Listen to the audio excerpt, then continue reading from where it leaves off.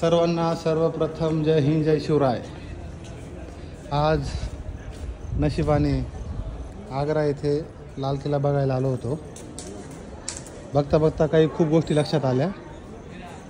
गोष्टी अशा लक्षात आल्या की एवढी साफसफाई सुंदरता बघून मी तर चक्क हक्कबक्क झालो। त्याचं कारण असं होतं की मी मागील काही महिन्यापूर्वी महाराष्ट्रामध्येच आपल्या छत्रपती शिवाजी महाराजांच्या काही गड किल्ल्यांवर गेलो होतो।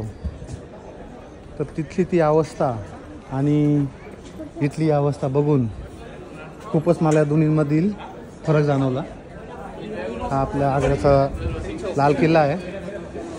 तर विषय असा होता प्रसंगाचा की आपल्या महाराष्ट्रातील छत्रपती शिवाजी महाराजांच्या किल्ल्यांची साफसफाई, किल्ल्यांचं मॅनेजमेंट, स्टाफ मॅनेजमेंट आणि या आग्रा किल्ल्याचं मॅनेजमेंट बघून खरंच एक मराठी असल्याचं मला राजीवाने एकदम लज्जास्पद वाटलं। कारण की आपल्याकडंसुद्धा एवढं सुंदर सुंदर व्ह्यूज, सुंदर सुंदर वातावरण, एवढे महाराजांनी एवढ्या मेहनतीने किल्ले जिंकवले। आणि हा तुम्हाला जवळ दिसतच असेल ताजमहल, हा ताजमहल।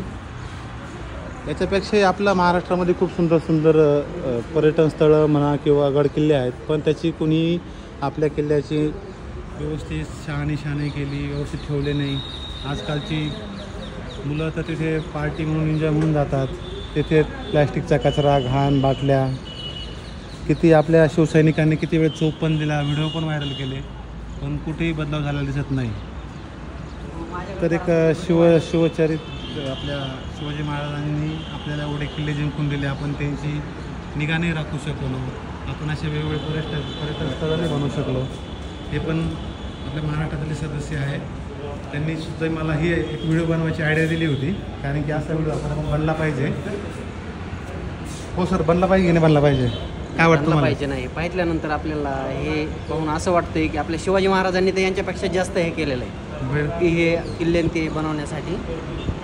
तर त्याच्यापेक्षा पण आपल्याकडे जास्त उंच उंच किल्ले, त्याच्यापेक्षा जास्त हिरवळ, झाडं, पाणी सगळं आहे। ते किल्ले हे तर आणि आपल्या ह्याच्यावरती आपले किल्ले तर हाईटवर रायगड किती भारी भारी किल्ले आपल्याकडं, तरी पण आपण त्याची शहानिशा करू शकत नाही। आपण त्याला पर्यटन स्थळ बनवू शकत नाही।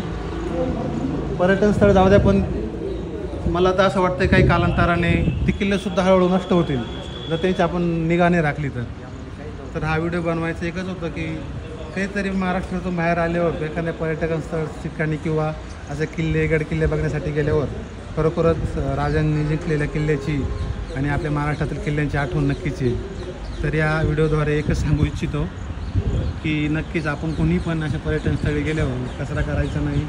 कारण की बाकी राज्यातील या किल्ल्यांसाठी मुख्यतः मॅनपॉवर म्हणजे मॅनेजमेंट करण्यासाठी खूप काही लोक आहेत। काही तिकीट घेतले जातात, तिकीट आकारले जातात, पैसे आकारले जातात। तसं आपण आपल्या महाराष्ट्रातील कोणत्या किल्ल्याकडे जा, कुठल्याही प्रकारचं तिकीट आकारले जात नाही। फ्री ऑन कॉस्ट आपण बघतो आणि एन्जॉय करतो। तर लास्ट एवढं एकच मेसेज आहे माझा व्हिडिओ बनवायचा, आणि हा माझा यूट्यूबचा पहिला व्हिडिओ आहे। तर सगळ्यांनी त्या व्हिडिओला लाईक, सबस्क्राईब आणि कमेंट करा। सगळ्यांना जय हिंद जय शिवराय।